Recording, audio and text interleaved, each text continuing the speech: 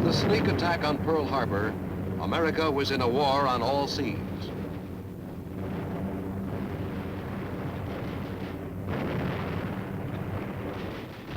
Civilians became soldiers, millions of them, from all parts of the country, transplanted to the distant jungles of the Pacific, stacked against an enemy who had been preparing for years and was determined to fight to the death.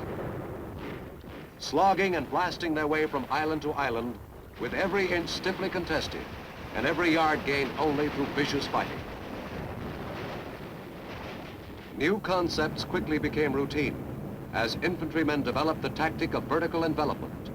Taking a cue from the enemy, the Germans' successful airborne invasion of the island of Crete, American forces quickly enlarged the scope of the flying infantrymen and created a tremendous airborne striking force. But even though the tactics might be extraordinary, the paratrooper was still a rifleman, and when he landed, he fought with the same weapons as the infantrymen who advanced on foot.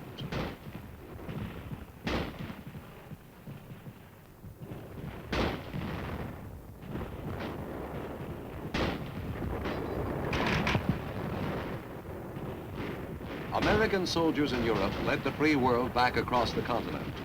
Equipped with John Garand's M1 rifle, their firepower was infinitely greater than anything produced in opposition.